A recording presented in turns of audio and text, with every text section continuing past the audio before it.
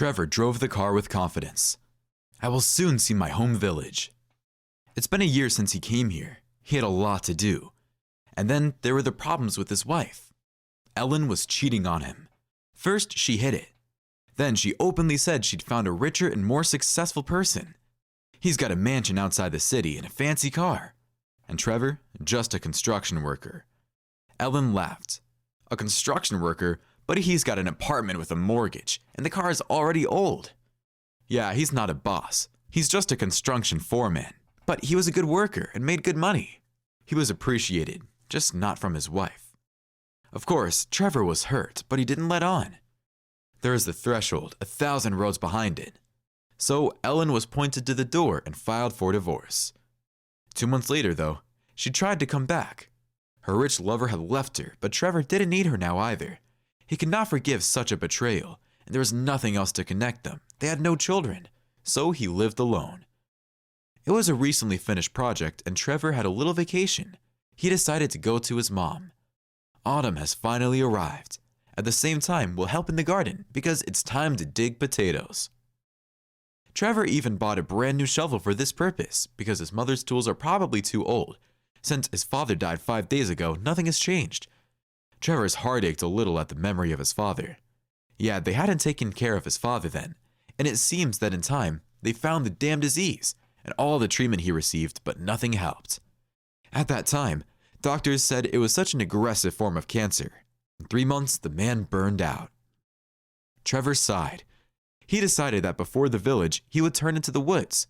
There is their village cemetery where his father lies. He would bow to his grave first and then go to his mother. She's already waiting for her son. Trevor smiled, remembering his mother. Yes, he missed her, but now he was just going to be with his father. The old cemetery, surrounded by trees, stood still as an island of silence and stillness. The crosses and monuments greeted Trevor in mute expectations, as if to ask, "Where are you going?" Trevor took the familiar path between the graves. He had to go that way, closer to the north side. "Hi, Daddy," he said in a childish way and went to the grave. He sat beside it for a while, wiped the monument, put down flowers, poured a glass, and froze, thinking, yes, that's life. 5 years have passed, and it still hurts. Suddenly, Trevor shuddered as though he heard a thud somewhere nearby, as if from the ground. Did I imagine it? He shook his head. Silence. He thought he heard it, but the knocking sounded again, once and then silence again, once and then silence. It was as if someone had struck wood with his hand each time the sound grew weaker and weaker. Trevor looked around. Next to his father, in the next row, was a fresh grave. An old woman had been buried recently. She was 100 years old. His mother had told Trevor about that 3 weeks ago. They couldn't have buried her alive. In 3 weeks? Trevor felt a chill run down his spine. What nonsense! Mrs. Maud Wells was not a witch. She was a good old lady, kind. Trevor even crossed himself. Though he had not done it in 1,000 years, his hand reached out itself.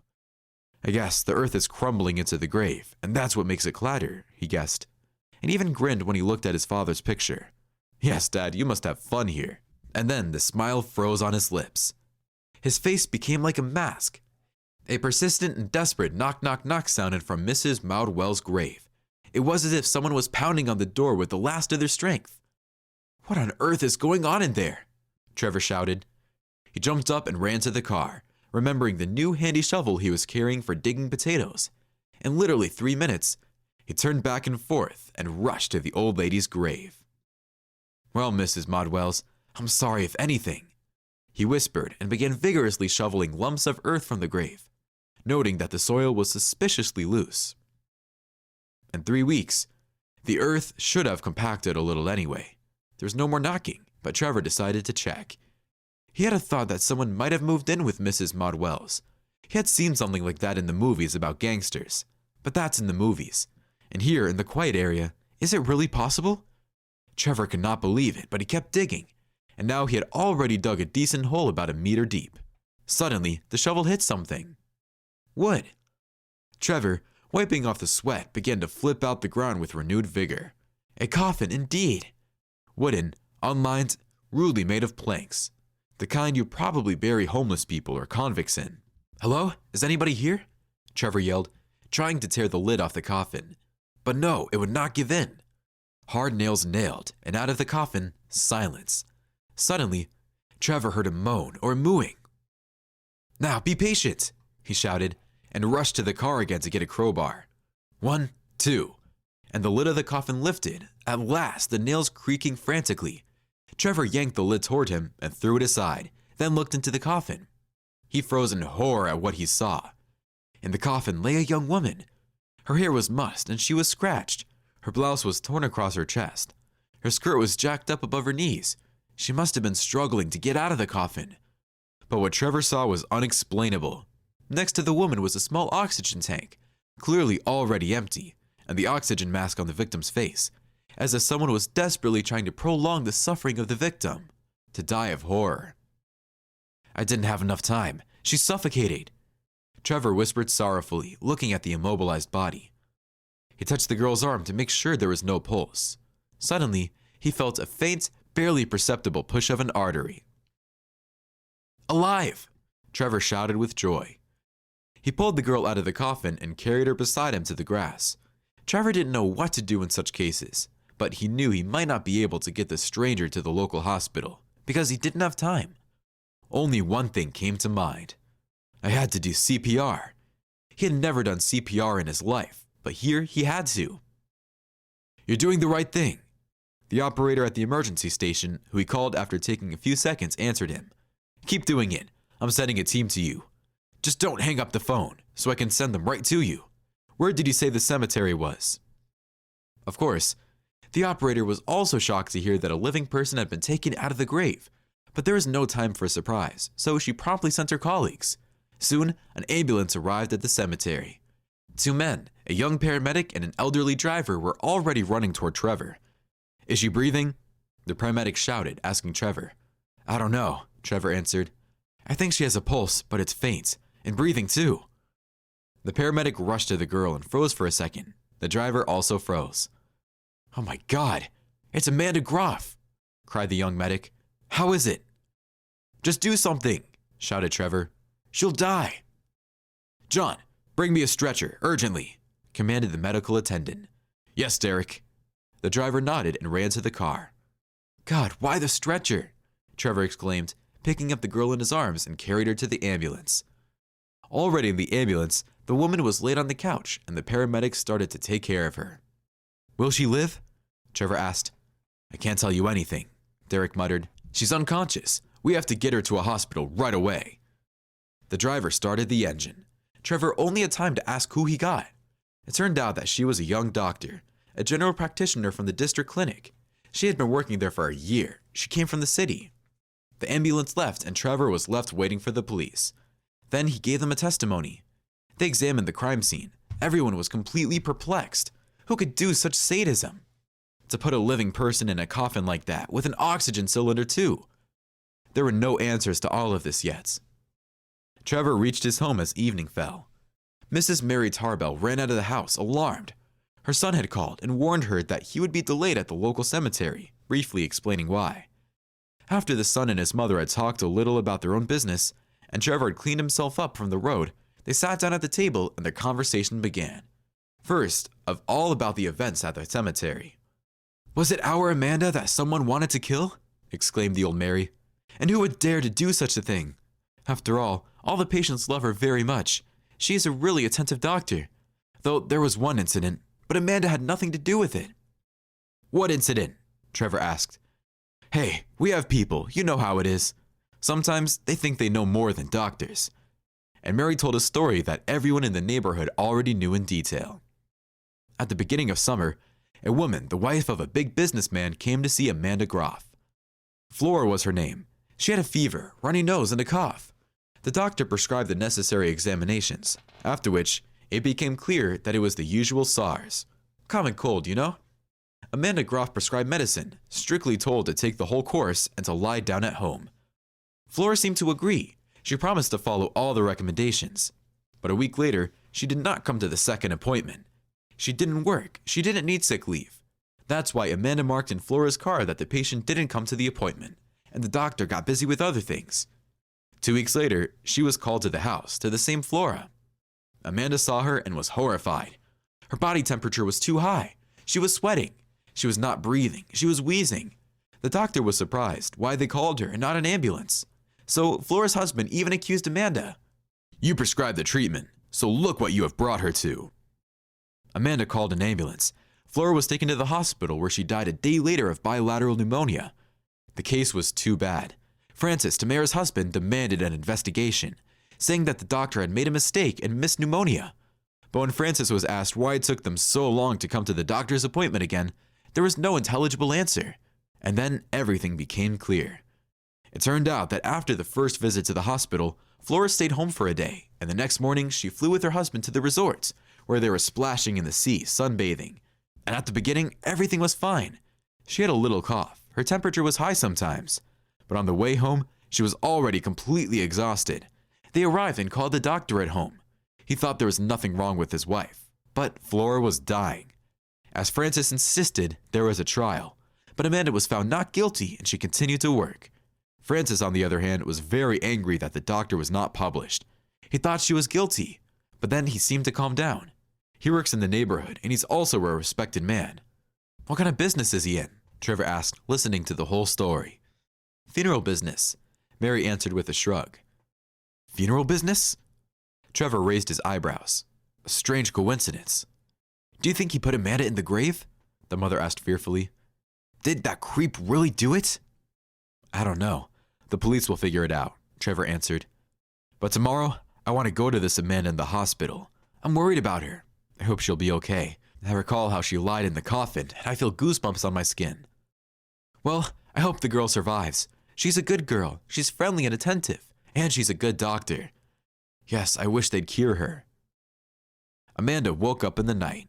She jumped on the bed, terrified. Hush, hush, darling. A nurse ran up to her. Amanda, calm down. Everything is all right. Well, thank God, you came to your senses. Am I alive? Amanda whispered strainedly and breathed in as much air as she could. The air was so tasty or something. Of course you're alive. Through her tears answered the nurse. Sweetheart, how much you have suffered. A guy dug you up. He went to the cemetery to visit his father's grave, and there was a knock, so he started digging the grave. Yes, I remember. I knocked, and it was dark and crowded. I knocked. I realized that I was losing strength. I couldn't breathe. I was afraid, she cried. The nurse motherly stroked her head, and she herself did not hide her tears. God forbid anyone should go through such a thing. In the morning, the investigator came and Amanda told him everything. After Amanda had been found not guilty in Flora's case, about 2 months passed. She had never met Francis, but one evening they ran into each other in a store. How is your life? He hissed in her face. Are you happy? Mr. Francis Armstrong, you know better than I who is guilty of your wife's death. Amanda answered him calmly. She herself and you. Why, she went on the trip when she was ill. The organism is weakened and there is a different climate, crowds of people. So the immune system failed and malfunctioned. I still wonder how she was able to get home. You should have gone to a doctor when you were on vacation. Did you say everything? Francis glared at her. Now you listen to me. Now you should always look around when you're walking. I'll never forgive you for Flora. Are you threatening me? I'll report you to the police. Amanda answered him with her head held high. And what are you going to say? And tell who? All my friends and acquaintances work in the police. Francis grinned and walked away. Amanda thought about it and did not go to the police. Indeed, what could she prove? That she had been threatened? And where was the proof? Amanda decided that she should just give this man time to calm down. Francis is just still very upset by the loss of his wife. When he comes to his senses, he will ask her for forgiveness for all this fuss. But Francis did not ask for forgiveness, and just a week later, he came at night to the house on the edge of a district center where Amanda lived, blew out the doors, grabbed the girl, and pushed her into his car. He put a gag in her mouth and tied her hands so she wouldn't scream. Then, he took her to some warehouse. There were 2 more of his faithful helpers. Together, they put Amanda in a coffin and gave her an injection. She was half asleep after that. Now, you're going to feel what it's like to die when you don't have enough air, and no one will help you. Francis told her and put the oxygen mask on her face. And this is so you don't die right away, but suffer a little longer. And then they closed the coffin with the lid. Amanda doesn't remember anything else. She came to herself when she was already in the grave. She could tell by the fact that the ground was a little bit slipping through the rough boards, and she felt such a heaviness. And it was hard to breathe, and dark. The air was still in the cylinder, but it was no use. Amanda understood that it would not last long. She began to try to get out of the death trap, but nothing worked. She screamed, she knocked. It was no use. Then she realized no one could help her. She greedily inhaled the last drops of air from the cylinder and waited. It's obvious. What? And only her hands kept banging on the lid of the coffin. She couldn't believe that this was how her life would end. After listening to her, the elderly investigator just sat there, gray with horror. What the poor girl had gone through. "Oh, my daughter, everything will be all right now," he said at last. "Is he going to jail?" Amanda asked doubtfully. For he is such an influential man. They say that the chief of police himself is a friend of his. Our chief isn't a saint, of course, but he's not a scumbag. For sure he won't cover up for such things. You'll see, he'll go to jail, and the accomplices too. Did you say there were two of them? Yes, I think it was Brian and Pedro. That's what he called them. They were from his funeral brigade, nodded the investigator. Yeah, what workers he has. Francis was arrested that afternoon. The chief of police went to apprehend him personally. What kind of friendship could there be with a murderer? His accomplices were arrested too. At first, all three of them were denying everything, but under the weight of the evidence, they confessed. Two of them, Brian and Pedro, repented and even cried sincerely for having had to do such a monstrosity. They cannot disobey their master. Francis, on the other hand, was furious. "How's that?" he yelled. "I've thought of everything. There's nobody in the village cemetery. Only when they bury someone or some cattle wander in. Why the hell did that man have to go there? Everything had been perfectly thought out. Francis, you're sick." And all the chief of police said to him was, "You're sick in the head. I'm ashamed to have known you." "That's how you talk? And when we went fishing together or had a sauna, you were a friend. And now you're ashamed? Tell me, what's it worth to you?" The chief of police didn't tell him anything. He just left. And in the evening, Francis and accomplices were taken to the city for further investigation. They're looking at a lot of jail time. True, there was some gossip Francis could be declared mentally ill, and then he would have to spend the rest of his life in a mental institution. And Trevor, when the doctors let him, visited Amanda. She's already come to her senses. She was sitting in the hospital square. "Good afternoon," smiled Trevor. "I finally saw you. I brought you some oranges." "And who are you?" The woman was surprised and immediately blushed. "Oh, I'm sorry. You must be Trevor." "Yes, it's me," the man nodded. They both fell silent with frowns. They both remembered the story again. "Thank you." Amanda wiped a tear from her cheek. "If it were not for you." "It's all in the past." The man sat down next to her on the bench and touched her arm. "Forget it all as a bad dream." "Yes, I know I shouldn't, but I can't yet," Amanda whispered. "Don't worry, it will all be forgotten," Trevor assured her. "Let's take a walk. Why sit? What a wonderful weather." He smiled at Amanda, and she suddenly smiled back uncertainly, for the first time after all the events she had experienced. And they walked along the path along the young trees, through the first fallen leaves. Trevor talked about himself, about his work. It turned out that Amanda herself was from the city, where Trevor now lived. After graduation, she worked in the city for a while, and when her mother died, she decided to get away from the painful memories. She went to the village and rented a small house. "I thought people here are simple, sincere, but it turned out the way it did." "Amanda, there are plenty of crazy people everywhere," Trevor told her with a smile. "Don't you know that as a doctor?" "I do now," sighed Amanda. "I don't think I can work here." "Will you go back to the city?" "I guess so." They walked around some more and said goodbye, exchanging phone numbers. They both enjoyed this conversation and wanted to continue it. Soon, Trevor, having done all the chores at his mother's house and dug up the potatoes, went into town. He had his own things to do, his own life. Already in town, he was surprised to realize that for all the time in the village, he had never once thought of Ellen. She meant nothing to him now. In his mind was now another, but he was hesitant to call. And for some reason, he was as embarrassed as a boy. Then one day, the phone rang. It was the middle of December. "Hello, Trevor." He heard a woman's voice. "I'm Amanda. Do you remember me?" "Amanda!" shouted Trevor, interrupting the woman. "Hello, I'm so glad to hear you." "Glad to hear me? Why didn't you call?" "I don't know. I must have been afraid to remind you of that story with my call." "It is all right," Amanda laughed. I'm all right, but I had to work with a psychologist. But now I understand everything. What exactly? That I am a very happy person. There is an expression that there is no exit from the coffin, but I was able to get out of there, thanks to you. Trevor only smirked in response. In principle, all is right. And then he made up his mind. Amanda, let's spend Christmas together, shall we? He said.